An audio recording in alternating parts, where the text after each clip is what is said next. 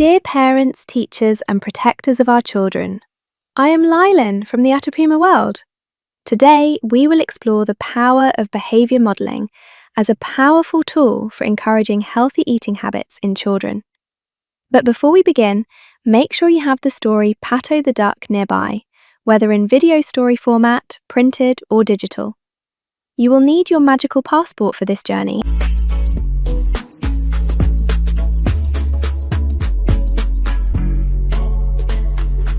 Children learn mainly by observing and repeating what they experience every day. This story shows us that daily example influences more than words. Children learn less from what they are told and much more from what they see others do. Behaviour modelling is a strategy based on observational learning, proposed by the psychologist and educator Albert Bandura. Children learn behaviours, attitudes, and eating habits by watching how their parents, teachers, or caregivers eat, cook, and talk about food. A child who observes gratitude and joy at the table learns to appreciate and enjoy food. Pato does not see clear limits. Even though his mother packs healthy food for him, he decides to trade it for sweets. The adults trust without checking. His parents assume he is eating well without observing his real choices. His grandmother models confidence and humor, but she may also reinforce passiveness. I was the best in my time, without guiding him through his current process. The result? A child, in this case Patricio, who has not had a consistent model connecting what is said with what is done. Patricio's story goes beyond a simple school accident. It shows how daily habits, even when they seem harmless, eventually affect our well-being. What Patricio experiences is an invitation to carefully examine our routines, to recognize that the body speaks when our decisions are unbalanced, and to understand that positive change is always possible with guidance, example, and emotional support. Patricio's accident was more than just a fall. It was a wake-up call. His body showed him the consequences of not taking care of himself, of eating without thinking, and of moving too little. With the help of the nutritionist Duck and the support of his family, he understood that change is not about restrictions, but about learning to make better choices.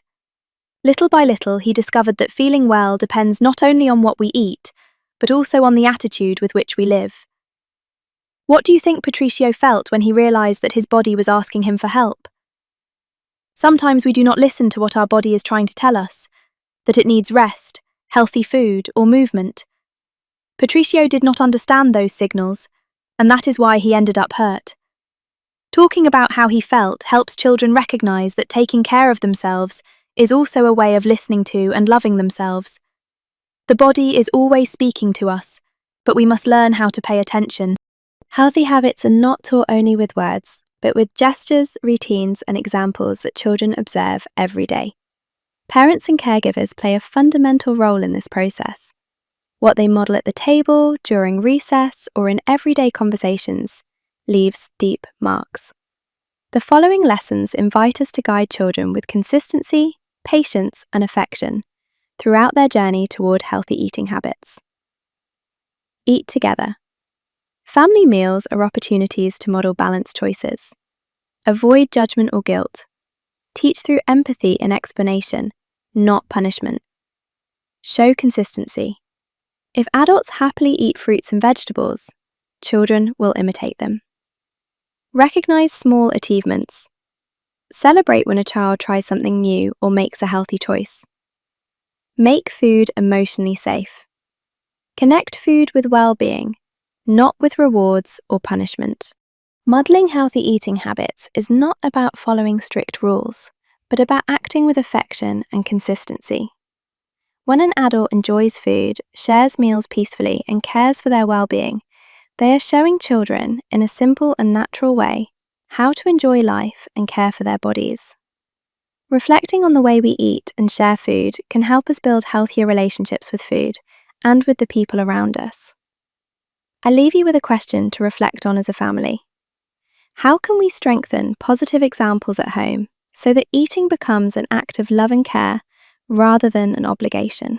In my name and on behalf of all the members of the AtapumaWorld, thank you for being part of this reflection on how to model behaviour with consistency and love. If this capsule touched your heart, follow us for more content that inspires, supports and strengthens families.